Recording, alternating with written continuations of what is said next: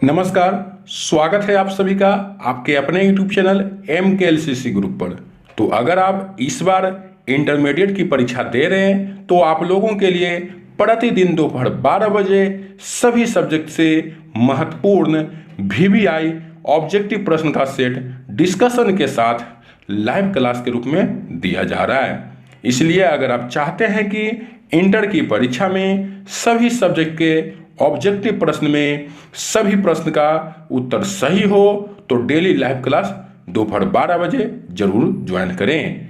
Join करने के लिए वीडियो के नीचे लाल बटन दबाकर चैनल को सब्सक्राइब कर लें और बगल में जो बेल आइकन है उसे बजा दें ताकि आप तक लाइव क्लास की नोटिफिकेशन पहुंच सके। तो चलिए क्लास को स्टार्ट करते हैं। आज हम लोग इंटरमीडिएट आर्ट्स के लिए देख लें, ध्यान देंगे। आज का क्लास इंटरमीडिएट आर्ट्स के लिए है। हम लोग प्रतिदिन इसी तरह से लाइव क्लास दोपहर 12 बजे देखते हैं और हमारे चैनल पर आपको साइंस एवं आर्ट्स दोनों की क्लास हो रही है। आज का क्लास इंटरमीडिएट आर्ट्स के लिए है जिसमें हम लोग ज्योग्राफी से देखेंगे, ध्यान देंगे।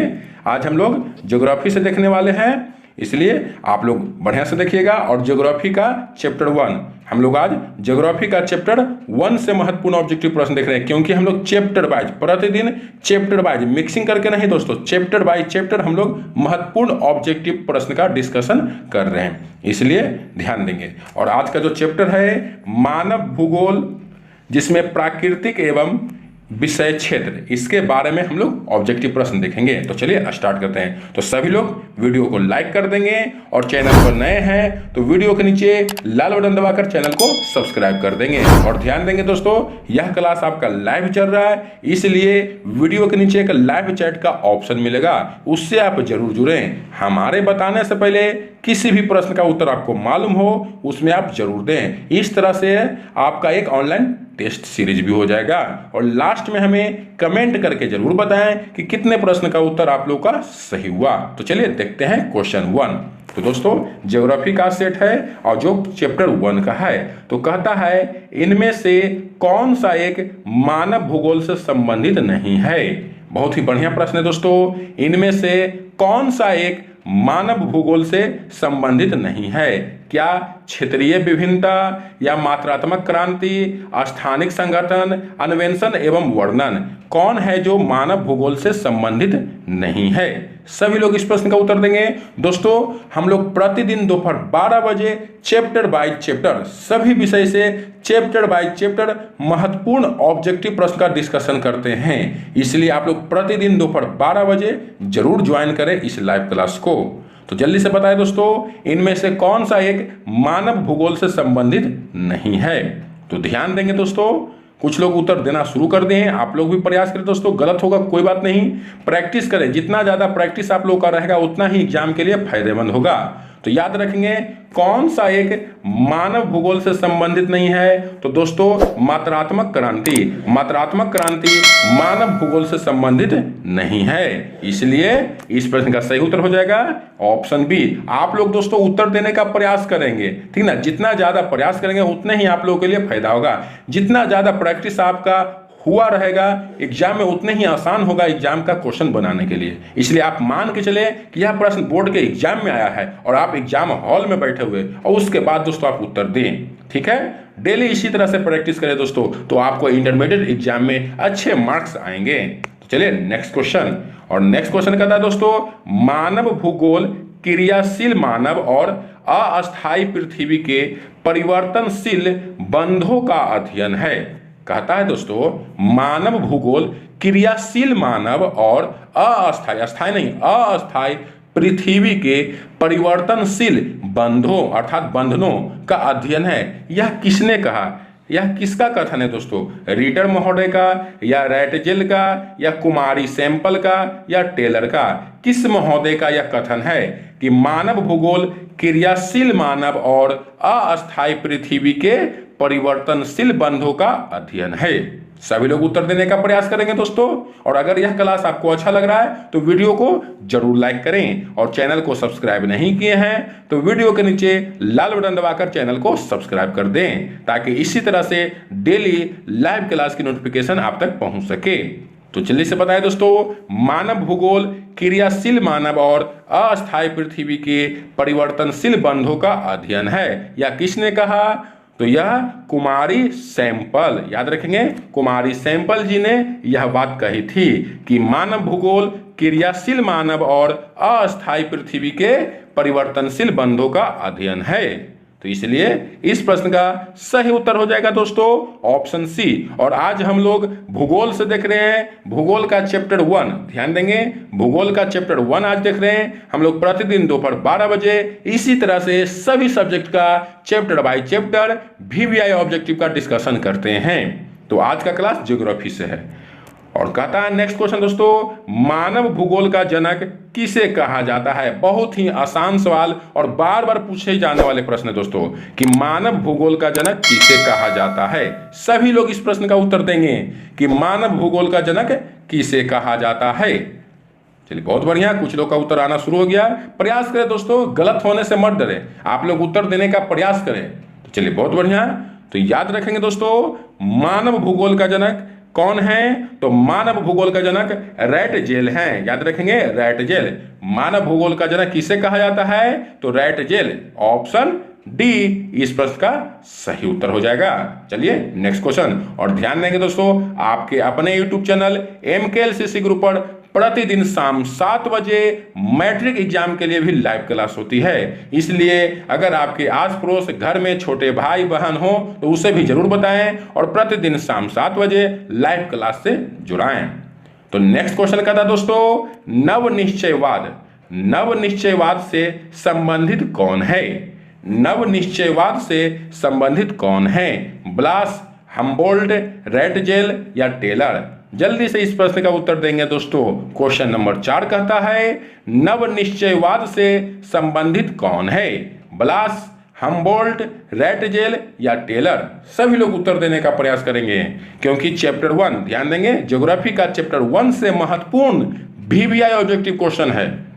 सभी सेट में जितने भी प्रश्न मिलते हैं वो बहुत ही इंपॉर्टेंट है दोस्तों। इसलिए सभी क्वेश्चन को आप एकत्रित कर लें, एक जगह संग्रह कर लें और प्रतिदिन लाइव क्लास का जो क्वेश्चन रहते हैं उससे PDF बनाकर आपको WhatsApp ग्रुप या टेलीग्राम ग्रुप में भेज दिए जाते हैं। अगर आप चाहते हैं कि हमारे WhatsApp ग्रुप या टेलीग्राम ग्रुप से जुड़े तो वीडियो के डिस्क्रिप्शन में इसका लिंक दिया है, उससे आप जुड़ सकते हैं। तो जल्दी बताएं दोस्तों इस प्रश्न का सही उत्तर क्या होगा? तो ध्यान देंगे, नवनिश्चयवाद से संबंधित कौन है?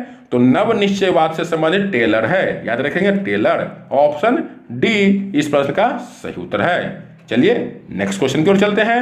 और नेक्स्ट क्वेश्चन कहता है दोस्तों, निम्नलिखित में कौन विद्वान मानव भूगोल से संबंधित नहीं है? निम्नलिखित में कौन विद्वान मानव भूगोल से संबंधित नहीं है? दोस्तों इस प्रश्न में संबंधित नहीं पूछ रहा है, संबंधित नहीं है पूछ रहा, अर्थात कौन विद्वान है जो मानव भूगोल से संबंधित नहीं है। सभी लोग इस प्रश्न का उत्तर देंगे दोस्तों। चलिए बहुत बढ़िया, इसी तरह से प्रयास करते रहे दोस्तों, बहुत बढ़िया। तो याद रखेंगे कौन विद्वान मानव भूगोल से संबंधित नहीं है? तो बर्टेड रसल। याद रखेंगे, बर्टेड रसल महोदय जी मानव भूगोल से संबंधित नहीं हैं। इसलिए इस प्रश्न का सही उत्तर हो जाएगा ऑप्शन सी। चलिए नेक्स्ट क्वेश्चन। और दोस्तों अगर यह क्लास आपको अच्छा लग रहा है तो वीडियो को जरूर लाइक करें और दोस्तों में ज्यादा से ज्यादा शेयर करें। तो नेक्स्ट क्वेश्चन कहता है दोस्तों, दिए गए कथनों में से कौन सा एक भूगोल का वर्णन नहीं करता है?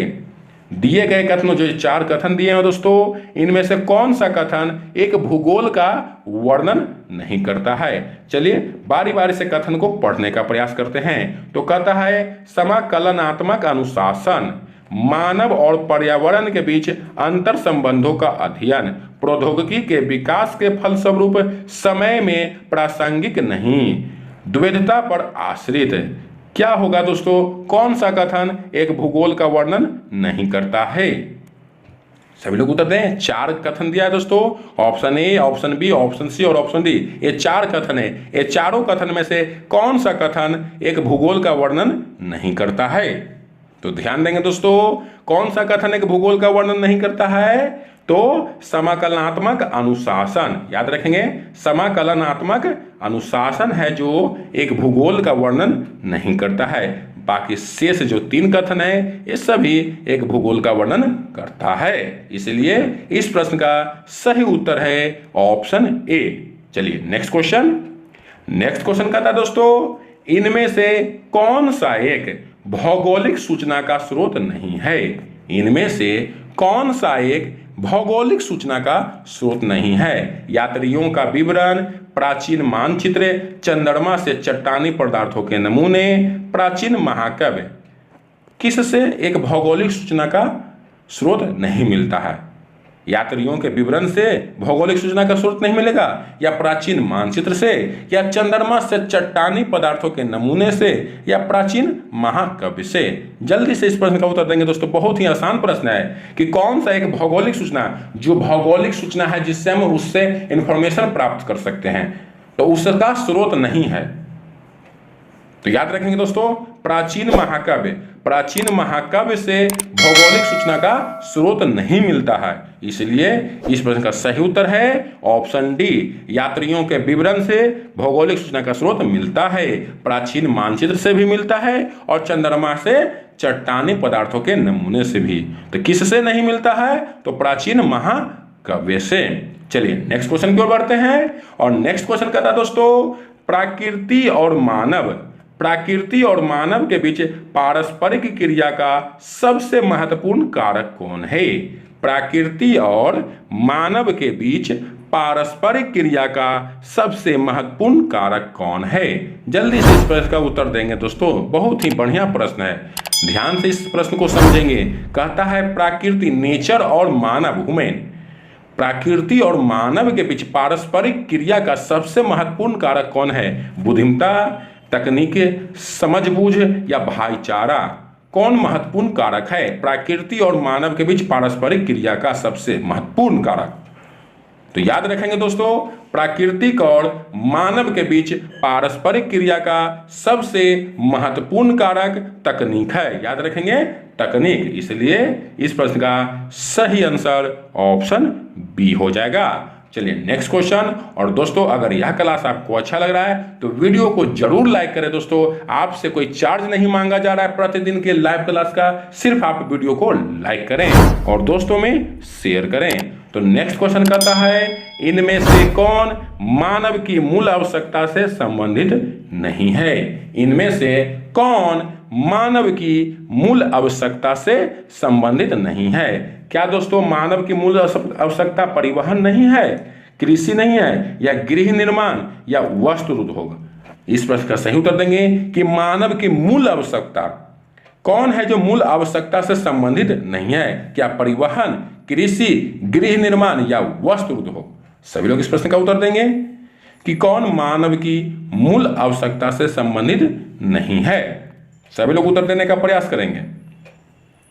चलिए तो बहुत बढ़िया, कुछ लोग उत्तर दे दिए हैं। तो याद रखेंगे कौन है जो मानव की मूल आवश्यकता से संबंधित नहीं है, तो वह परिवहन। याद रखेंगे परिवहन है जो मानव की मूल आवश्यकता है मगर मूल आवश्यकता से संबंधित नहीं है। ध्यान देंगे दोस्तों, एक आवश्यकता, एक मूल आवश्यकता, मेन, इसके बिना कुछ नहीं। तो मानव की मूल आवश्यकता से संबंधित कौन नहीं है? तो परिवहन। ऑप्शन ए इस प्रश्न का सही उत्तर है।